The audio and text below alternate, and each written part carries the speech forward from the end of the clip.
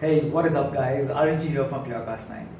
And today, in this episode, I'm going to share with you two very interesting news. One of them does have to do with the Galaxy Note 8, but I'll start off with the other one because it's also in the smartphone category and it's something very, very interesting. Now, the news is about this company called Sharp, and you've obviously heard about it. But you've mostly seen them making refrigerators, microwaves, washing machines, TVs, home appliances, hi-fi systems, music systems. You've seen that. But what you might not know is that back in 2014, they were, well, probably, or I mean, most likely, the first company in the world to make a almost bezel-free phone. So that device was called the Aquos Crystal, the Sharp Aquos Crystal. And essentially, it was, for that time, the most futuristic looking phone. It wasn't very well known, it wasn't sold worldwide as well. But for that time, I would say they were the first company that actually ventured into this bezel-less or bezel-free trend that is kind of the norm now. I mean, right now, you see phones like the Galaxy S8 and the S8 Plus, and then you see phones like the Google Pixel. And they look eons apart because of those thick bezels on the Pixel, whereas the Infinity display on the S8 and S8 Plus look like what phones should look like right now.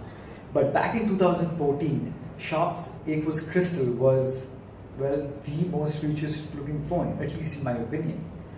Now, Sharp is again making very, very bold claims, and rumor has it that on the 8th of August, they will be announcing their phone, their two flagships, which will go by the name the Sharp Aquos S1 and Aquos S2. We'll talk about the S2, which is the more premium version of these two phones, and the S2 is going to have a 5.5-inch display, but Sharp claims that it's going to feel like a 5-inch display in your hand. So in terms of comfort, well, it's going to be very comfortable to have a 5-inch phone, you know, because the bigger phones get, it's really difficult with those one-handed operations. But the main thing is that this, as Sharp claims, is going to be the first phone in the world that is going to have the highest screen-to-body ratio. It's going to have a screen-to-body ratio, as per Sharp's claims and as per rumors, of 84.95%. Now that is by far the highest. Not even the Galaxy S8 and S8 Plus have that, and even the Xiaomi Mi Max didn't have that. So once it's actually launched, we'll have to just actually see if it lives up to that claim, that bold claim of having a screen-to-body ratio of 84.95%. But that's not all. It's going to be a 4K 5.5-inch resolution. So a 4K display, almost bezel-less, and in the palm of your hand, which feels like a 5-inch display. So it'll be really interesting to see what the Sharp actually packs into this phone. But as for the chipset, it's going to probably, or it's rumored to have, a Snapdragon 630 or 660 chipset with either 4 gigs or 6 gigs of RAM and 64 gigs of onboard storage. The phone is going to be announced on 8th of August in China, and it is not going to be readily, or it's actually not going to be available in the US. It's going to be available in Asia. That's where they're primarily going to market this phone. It's not going to be a very expensive phone.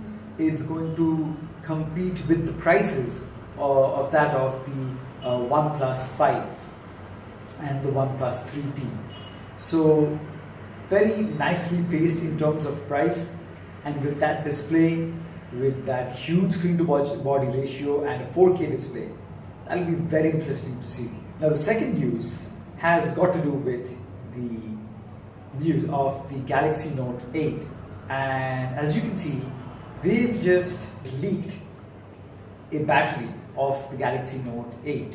And this shows, as the claims were, or as the rumors and leaks were previously, of a 3300 milliamp battery. Well, this battery is a 3300 milliamp battery. So a 3000 milliamp battery on the Galaxy S8. On the S8 Plus, it's 3500.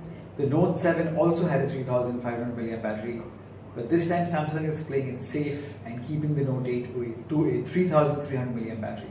So that, coupled with the Snapdragon 835 or the Exynos 8895 and 6 gigs of RAM, we'll just have to see how efficiently it manages that huge display of 6.3 inches, Quad HD Plus, and how much battery life we get. So there you have it, guys. Two very interesting news, but I'm more interested in the Sharp's Aquos S2. I really want to see how that phone turns out to be. 4K resolution on 5.5 inches, almost bezel free, the highest screen to body ratio. So it'll be very interesting. Anyway, thank you so much for watching this episode, guys. If you enjoyed it, do give it a thumbs up. If you've hated it, give it a thumbs down. I will love you guys nonetheless. And as always, subscribe to PureCast 9 for more videos. Cheers.